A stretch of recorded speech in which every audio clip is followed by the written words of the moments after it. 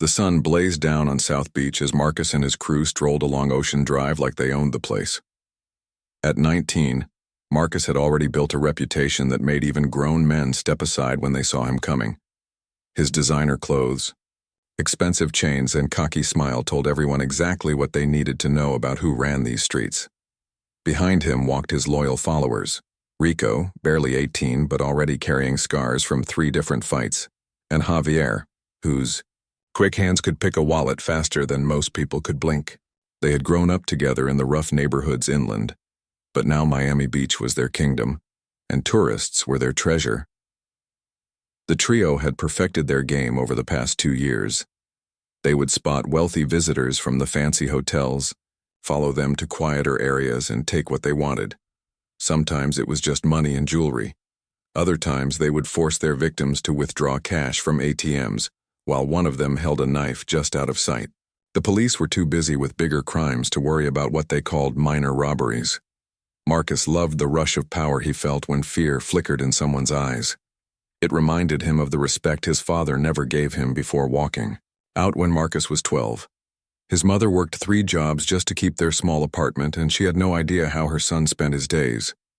As far as she knew, Marcus was helping his uncle with construction work. That particular Thursday afternoon, they had already scored twice. A businessman from New York had handed over his Rolex without even being asked twice, and a young couple from Germany had emptied their pockets after Rico showed them the blade he kept tucked in his jacket.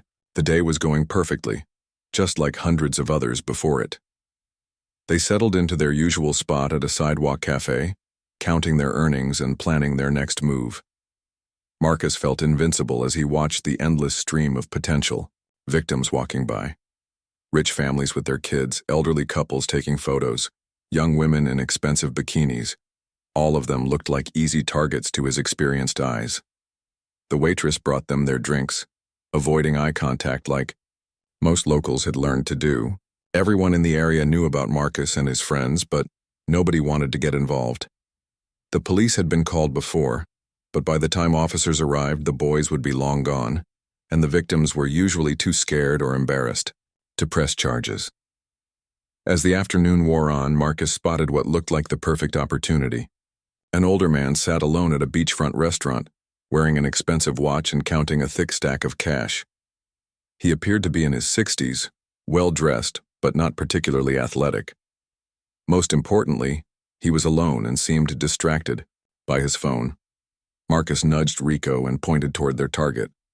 The plan was simple: wait for the man to leave the restaurant, follow him to a quieter area, and make their move. They had done this dance so many times that they barely needed to discuss the details. Rico would block the escape route, Javier would grab the money, and Marcus would handle any resistance. But as they watched the older man more carefully, something felt different. He carried himself with a certain confidence that most of their victims lacked. When the restaurant bill came, he paid without even looking at the amount, tipping generously and thanking the waiter in fluent Spanish. There was something about his calm demeanor that should have been a warning sign. The man finally stood up and began walking toward the quieter residential area north of the main tourist strip. This was exactly what the boys had been hoping for. Fewer witnesses, more opportunities, and plenty of escape routes they knew by heart. Marcus felt the familiar excitement building in his chest as they began to follow at a safe distance. What they didn't know was that their intended victim had already noticed them. Years of experience had taught him to spot trouble before it found him, and the 3 young men trying to look casual while obviously tailing him were about as subtle as a neon sign. But instead of heading for safety or calling for help, he continued, walking toward the isolated area, almost as if he was leading them exactly where he wanted them to go. The narrow alley between 2 Art Deco buildings provided the perfect cover. Marcus gave his crew the signal, and they moved into position just as their target turned the corner. This was their moment. Isolated, no witnesses, and an easy escape. Fruit back to the busy streets. "Hey, old man," Marcus called out, his voice carrying the authority he had perfected over years of intimidation. "We need to have a little conversation." The man stopped walking but didn't turn around immediately. When he finally faced them, his expression was calm, almost amused. "Is that so?" he replied, his voice steady and unafraid. "What would you boys like to talk about?" Rico stepped forward, letting his jacket fall open just enough to reveal the knife handle. This usually made victims panic and comply immediately, but the older man barely glanced at the weapon, instead looking directly into Rico's eyes with a stare that made the teenager suddenly uncomfortable. "Your money, your watch, whatever else you got," Javier demanded, trying to sound tough but noticing how his voice cracked slightly. Something about this situation felt wrong, but they were already committed. The man smiled and reached into his jacket pocket. Marcus tensed, expecting either a weapon or a wallet, but what emerged was a simple business card. "Before we continue," the man said calmly, "you might want to know who you're dealing with." Marcus snatched the card and read it quickly. His blood ran cold. "Detective Lieutenant Samuel Rodriguez, Miami-Dade Police Department, Robbery Division." The words seemed to blur together as the reality hit him. They had just tried to rob a cop. "Now, boys," Detective Rodriguez said, his voice taking on a different tone, "we can do this easy or we can do this hard, but either way, this little game of yours ends today." Rico's hand moved toward his knife, but Rodriguez was faster than any of them expected. In one smooth motion, he grabbed Rico's wrist, twisted it behind his back, and had him face down on the concrete before the teenager knew what happened. The knife clattered harmlessly across the alley. "I wouldn't recommend running," Rodriguez said to Marcus and Javier, who were frozen in shock. "I've been watching you three for weeks, and I know exactly where you live, where you hang out, and where you'll try to hide." Marcus felt his world crumbling around him. All the confidence, all the power, all the respect he thought he had earned. It was all disappearing in a matter of seconds. But instead of handcuffs and arrest, something unexpected happened. Rodriguez released Rico and stepped back, but he didn't reach for his radio or his handcuffs. Instead, he looked at each of the three young men with something that might have been understanding, even sympathy. Marcus Rivera, 19 years old, lives with his mother Elena on Northwest 15th Street, honor roll student until 10th grade, when his father left and everything went sideways. The detective's knowledge was unsettling. Rico Morales, 18, been in the system since he was 14. 5 arrests, 4 dismissed cases, and a juvenile record that would make most adults cry. He turned to Javier. "And Javier Santos, 17, whose little sister Maria thinks he's working construction with his cousin. She's proud of him for staying out of trouble." Javier's face went pale at the mention of his sister. "Here's what's going to happen," Rodriguez continued. "You three have exactly one choice to make, and you need to make it right now. I can arrest you today, and by tonight, you'll be in county lockup facing armed robbery charges. With your records, you're looking at serious time." The silence in the alley was deafening. Marcus could hear his own heartbeat pounding in his ears. This was it. Everything was over. His mother would find out what he'd really been doing. The shame would kill her. "Or," Rodriguez said, letting the word hang in the air, "you can listen to what I'm about to propose. But I want to be crystal clear. This is a one-time offer. There are no second chances, no negotiations, and no backing out once you agree." Marcus found his voice, though it came out as barely more than a whisper.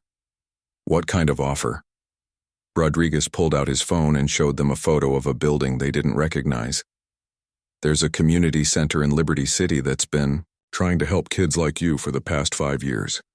They've got programs for finishing school, learning trades, finding real jobs, the kind of jobs that let you look your family in the eye."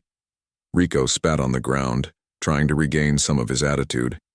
"You think we're going to fall for some after-school special bullshit?" "No," Rodriguez replied calmly. "I think you're going to fall for the alternative, which is prison. Your choice." The detective walked closer to Marcus, lowering his voice. "I know about your mother's medical bills. I know she's been skipping her medications to keep food on the table. The center has connections with healthcare programs that could help her." Marcus felt like he'd been punched in the stomach. His mother had been hiding her illness from him, but apparently not well enough to fool a detective who had been investigating their activities. 24 hours, Rodriguez said, handing each of them a different card with an address. "That's how long." You have to show up at this center and start the program. If you don't show, or if any of you get arrested for anything, even jaywalking, the deal is off and I come looking for you." As the detective walked away, the three friends stood in stunned silence, each clutching a card that felt like it weighed 1,000 pounds. That night, Marcus sat on his bed staring at the address card until the numbers blurred together. Through the thin walls of their apartment, he could hear his mother coughing, the same cough she'd been hiding from him for months. Detective Rodriguez had been right about everything, and that terrified him more than any threat ever could. His phone buzzed with messages from Rico and Javier. Rico was angry, talking about running away to Orlando where they had some distant cousins. Javier was scared, worried about what would happen to his family if he got arrested, but nobody was talking about actually going to the community center. Marcus walked to the kitchen and found his mother making her usual late dinner after her shift at the hotel. Elena Rivera looked exhausted, but she smiled when she saw her son. "How was work today, mijo?" she asked, the same question she asked every evening. "Mama," Marcus said quietly. "Are you sick?" The plate in Elena's hands nearly slipped, but she caught it and turned back to the stove. "Why would you ask something like that?" "I hear you coughing at night, and sometimes I see you taking pills when you think I'm not looking." Marcus moved, closer to his mother, noticing for the first time how much weight she had lost. "Talk to me, please." Elena's shoulders sagged as if she'd been carrying a heavy load for too long. She sat down at their small kitchen table and gestured for Marcus to join her. "The doctor says I have diabetes. It's getting worse, but the medicine is expensive and what, Mama? And I'd rather spend the money making sure you have food and clothes for school." She reached across the table and took his hand. "Don't worry about me, Marcus, I'll be fine." But Marcus could see in her eyes that she wasn't fine, and wouldn't be fine without proper medical care. The money he'd been bringing home from his construction job had helped with bills, but it wasn't nearly enough to cover her medications and doctor visits. The next morning arrived gray and drizzling, matching Marcus's mood perfectly. He had barely slept, and the decision he needed to make felt impossible. Meet his friends at their usual spot and pretend yesterday never happened, or show up at some community center where people would try to fix him like he was a broken toy. Rico and Javier were already at the beach when Marcus arrived, both looking like they hadn't slept either. Rico was pacing back and forth, his nervous energy making him seem even younger than his 18 years.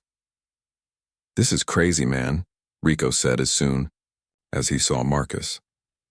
"We can't let some cop control our lives. We should just disappear for a while, lay low until things cool down." Javier shook his head. "He said he knows where we live, where our families are. Running away just makes us look guilty." "We are guilty," Rico snapped. "We've been robbing people for 2 years." Marcus sat down on the seawall and watched the waves roll in. For the first time in months, Miami Beach didn't feel like his kingdom. It felt like a trap. "Maybe he's right," he said quietly. "About what?" Javier asked. "About all of it. Look at us, man. We're sitting here scared of a cop who could have arrested us yesterday but didn't. We're talking about running away from our families. For what? So we can keep stealing from tourists?" Rico stopped pacing and stared at his friend. "Since when do you care about right and wrong?" Marcus thought about his mother taking pills she couldn't afford while lying to him about being okay. "Since I realized that everything we've been doing is just making everything worse." The three friends spent the morning walking around South Beach, seeing it differently than they ever had before.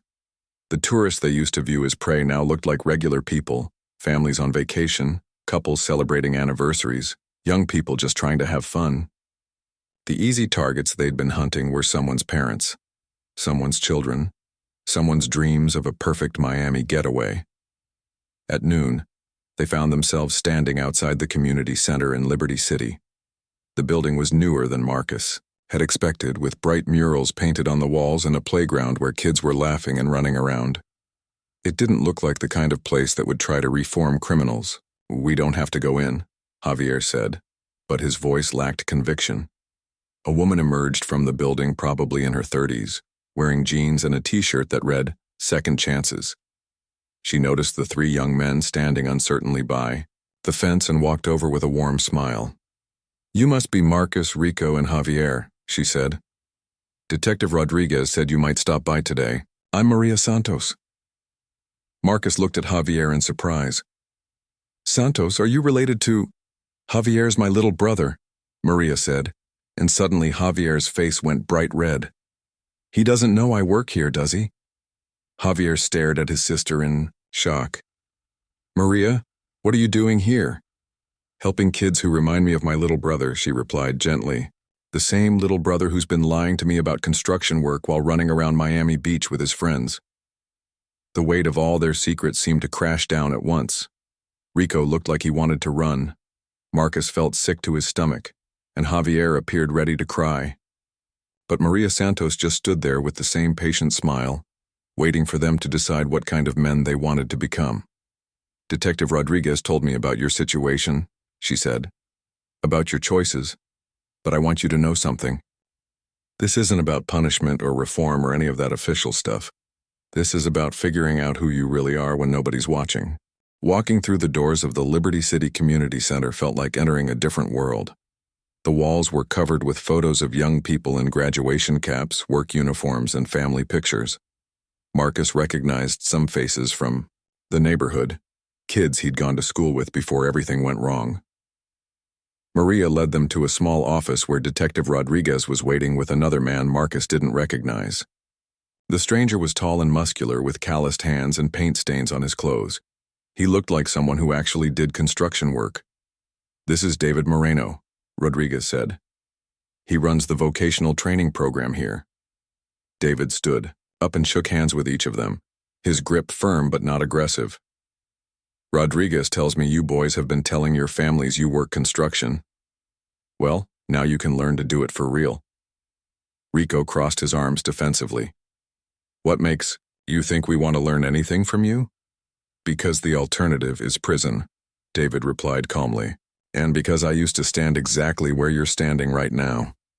He walked to a bulletin board covered with certificates and pulled down a faded newspaper clipping.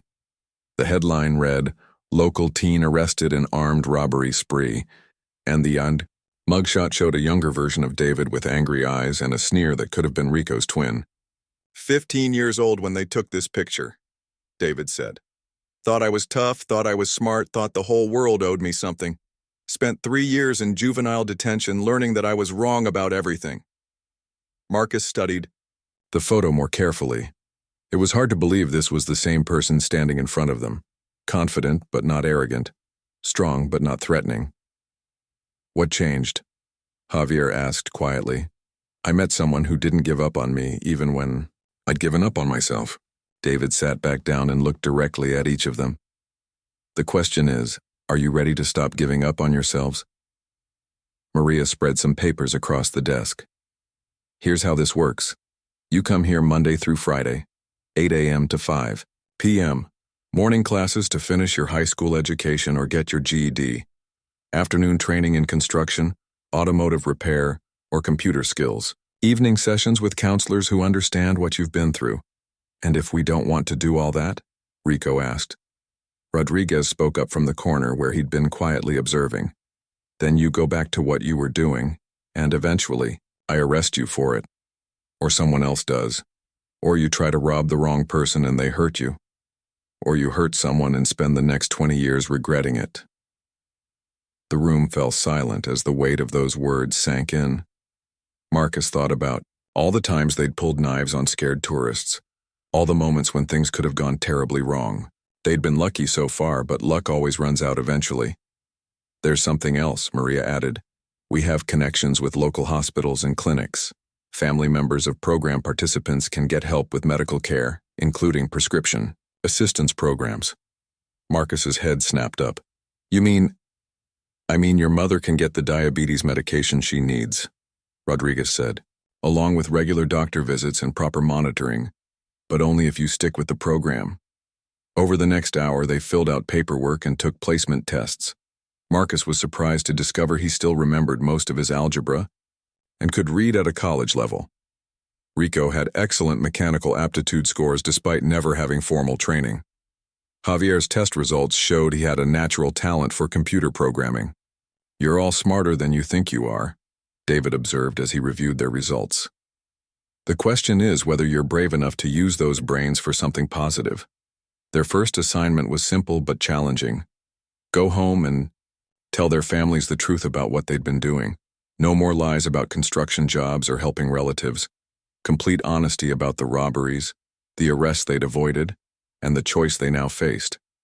That's impossible, Rico protested. My grandmother would have a heart attack. Your grandmother already knows something is wrong, Maria replied. Grandmothers always know. The question is whether you respect her enough to trust her with the truth. As they prepared to leave, Rodriguez pulled Marcus aside. Your mother's appointment is set for tomorrow morning at Jackson Memorial. Transportation is arranged, and all costs are covered. She doesn't need to know the details of how this happened, just that you qualified for a community assistance program. Marcus felt tears threatening for the first time in years. Why are you doing this? Because 25 years ago, I was a punk kid from Hialeah who thought robbery was easier than getting a real job. A cop named Lieutenant Johnson gave me the same choice I'm giving you. I never got to thank him. He died in the line of duty before I graduated from the police academy. That evening, Marcus sat his mother down and told her everything. About the robberies, the tourists they'd terrorized, the money they'd stolen, and the detective who'd caught them. Elena Rivera cried, but not from disappointment, from relief that her son was finally being honest with her. I was so scared, she admitted through her tears. I knew the money wasn't coming from construction work. I was terrified you were selling. Drugs or worse. Are you ashamed of me, Mama? Elena took her son's face in her hands. I'm proud of you for telling me the truth. I'm proud of you for wanting to change. But mostly, I'm proud that my son is brave enough to choose the hard path when it would be easier to keep running. Across town, similar conversations were happening in the Morales and Santos households.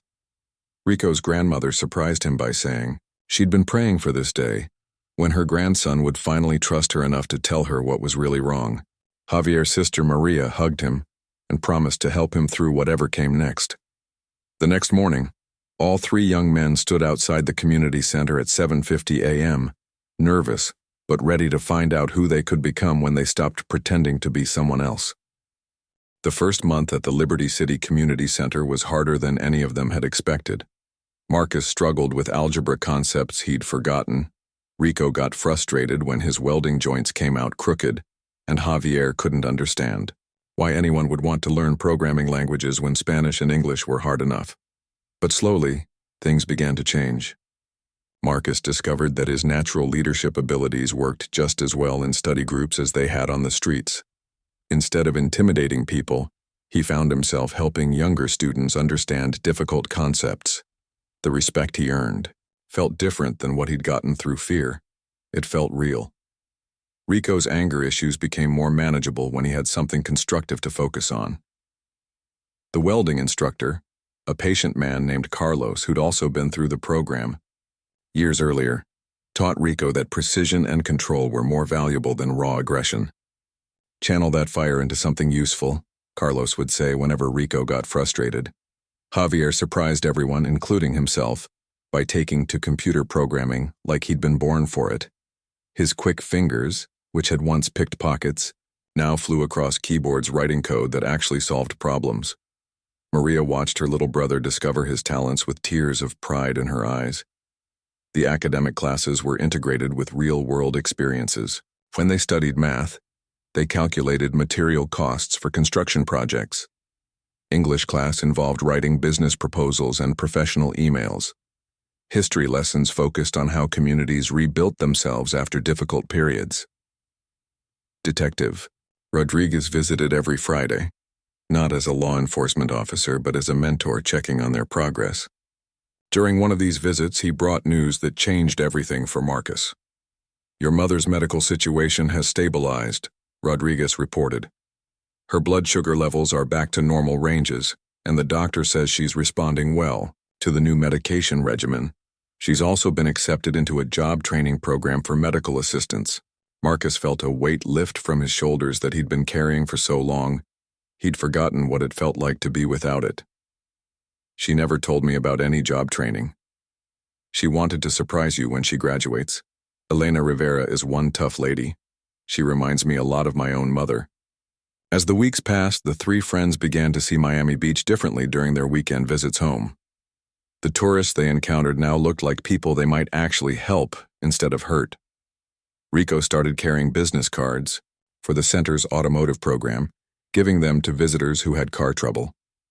Javier helped elderly tourists figure out their smartphones and tablets. Marcus had perhaps the most dramatic transformation. His natural charisma and street knowledge made him valuable to local police who were trying to understand crime patterns in the tourist areas. Rodriguez began bringing him along on community policing initiatives, where Marcus could explain to other young people why the criminal lifestyle was a dead end. The program wasn't just about job training and education. Evening counseling sessions helped them understand why they'd made the choices they had and how to make different ones going forward. Marcus learned that his anger at his absent father had been driving much of his need to prove himself through intimidation. "I wanted people to fear me because I was afraid nobody would respect me otherwise," he admitted during one group session. Rico discovered that his aggression was really just fear in disguise. Fear of being seen as weak, fear of being abandoned like he'd been by his parents, fear of never being good enough for anyone. Javier realized that his criminal activities had been a way of rebelling against the pressure to be perfect for his sister, who had sacrificed so much to raise him after their parents died. David Moreno became more than an instructor. He became the father figure none of them had ever really had. He taught them practical skills like budgeting money, opening bank accounts, and presenting themselves professionally during job interviews. But more importantly, he taught them that making mistakes didn't define them as failures. "Every day you get to choose who you want to be," he would remind them. "Yesterday's choices brought you here, but today's choices determine where you go next."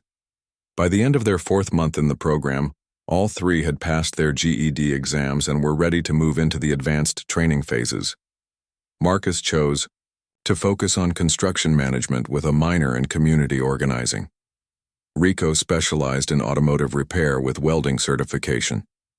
Javier dove deep into computer programming and web design. The real test came when they were offered their first legitimate jobs. A local construction company, owned by a program graduate from 5 years earlier, needed workers for a hotel renovation project on South Beach. The location was uncomfortably close to their old hunting grounds, but it was also a chance to return to the scene of their crimes as productive members of society. On their first day of work, they put on hard hats and work boots instead of designer clothes and gold chains. They carried tool belts instead of knives. They looked at the tourists walking by and felt pride instead of predatory hunger. "Strange how different everything looks when you're not planning to rob people," Rico observed during their lunch break. Marcus nodded, watching a family take photos in front of the same Art Deco building where they'd once cornered a businessman. "It's like we were living in a completely different world before." "We were," Javier said quietly, "and I never want to go back to it." Their supervisor, a man named Tony who'd graduated from the program 3 years earlier, overheard their conversation. "The hardest part isn't changing your life," and he told them. "The hardest part is staying changed when things get difficult. And trust me, they will get difficult." He was right. The real challenges were just beginning. 2 years later, Marcus stood in his own small office at the Liberty City Community Center, reviewing applications from new program participants. The nameplate on his desk read, "Marcus Rivera, Youth Outreach Coordinator," and every morning when he saw it, he still felt a surge of pride mixed with disbelief. The transformation hadn't been easy or automatic. There had been moments of doubt, setbacks that made them question whether change was really possible, and temptations to return to their old ways when legitimate work felt too slow or too difficult. Rico had struggled the most with the transition. 6 months into the program, he'd gotten into a fight with another trainee and had been suspended for 2 weeks. During that time, some of his old friends from the streets had tried to convince him to join them in a quick score that would pay more than a month of construction work. "I almost said yes," Rico admitted to Marcus during one of their regular check-ins. "I was angry, broke and tired of people treating me like I was stupid just because I didn't finish high school the traditional way. But instead of returning to crime, Rico had gone to David Moreno's house at midnight, waking up his mentor to talk through his frustration. David had sat with him until dawn, sharing stories of his own moments of weakness and the strategies he'd developed for dealing with setbacks. The difference between people who change and people who don't isn't that the successful ones never want to give up, David had explained. The difference is that successful people reach out for help instead of reaching for shortcuts. Javier had faced different challenges. His programming skills had advanced rapidly, and he'd been offered several high-paying jobs with tech companies. But success brought its own temptations. Expensive cars, flashy clothes, and the kind of lifestyle that attracted attention from people who wanted easy money. I realized that I could become a different kind of criminal, Javier reflected. Instead of robbing tourists on the beach, I could help people hack into computer systems or create fake websites. The money would be better, and the risks seemed smaller. What stopped him wasn't fear of getting caught, but the memory of his sister's face when he'd finally told her the truth about his criminal activities. Maria had forgiven him, but she'd also made him promise to think of her before making any major decisions. Every choice I make affects her reputation at work, her relationships with friends, her ability to help other kids in the program. I couldn't be selfish anymore. Marcus had faced the most subtle but dangerous temptation of all. The temptation to use his knowledge of criminal behavior for personal gain. His insights into street crime made him valuable to law enforcement, and several agencies had offered him consulting contracts that would have paid far more than his community center salary. I could have become the kind of person who profits from other people's problems, Marcus realized. Help the police catch criminals, testify in court cases, write books about my experiences, all while the community that raised me continued to struggle. Instead, he had chosen to stay in Liberty City, working directly with young people who reminded him of himself at 19. The pay was modest, but the work felt meaningful in ways that money couldn't measure. Detective Rodriguez, now captain. Rodriguez had become more than a mentor. He'd become family. He attended Marcus's wedding to a social worker named Carmen, who also worked with at-risk youth. He was there when Rico opened his own automotive repair shop in partnership with Carlos, his former welding instructor. He celebrated when Javier launched a non-profit organization that taught computer skills to kids in underserved communities. The best part of my job, Rodriguez often said, isn't catching criminals. It's watching people discover they were never really criminals in the first place. They were just good people making bad choices. The three friends remained close, meeting every Sunday for lunch at a restaurant near the community center.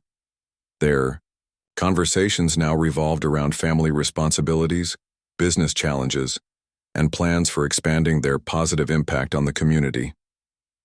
Remember when we thought success meant making people afraid of us?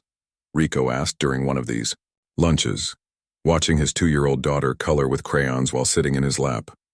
I remember thinking that respect could only come through intimidation, Marcus replied, showing them photos from the previous week's graduation ceremony, where 12 young men and women had completed the program. Now I know that real respect comes from helping people become better versions of themselves. Javier looked up from his laptop, where he was reviewing applications for coding scholarships his organization awarded to promising students. The crazy thing is, we have more influence now than we ever did when we were carrying knives and robbing people. They were right. Marcus's outreach programs had helped dozens of teenagers avoid the criminal lifestyle entirely. Rico's automotive shop provided jobs for program graduates and offered free car repairs for single mothers in the community. Javier's technology training had opened career paths for kids who might otherwise have turned to the streets. Miami Beach still glittered in the distance, still attracted wealthy tourists from around the world, and still presented opportunities for young people to choose between legitimate work and criminal shortcuts. But now there were 3 success stories walking those same streets, living proof that change was possible for anyone willing to accept help and do the hard work of transformation. Detective Rodriguez often brought new participants to meet Marcus. Rico and Javier, using their stories as evidence that the program worked. But the three friends never focused on how far they'd come from their criminal past. Instead, they talked about their ongoing commitment to building better futures for themselves, their families, and their community. The guardian who arrived wasn't really Detective Rodriguez, Marcus reflected years later. The guardian was the choice we made to stop being victims of our circumstances and start being architects of our destiny. Rodriguez just showed us that the choice existed. On quiet evenings, Marcus sometimes walked along South Beach with his wife and young son, pointing out the locations where his old life had unfolded. But these weren't stories of regret or shame. They were lessons about resilience, second chances, and the power of communities to transform lives when someone is brave enough to offer hope instead of just punishment.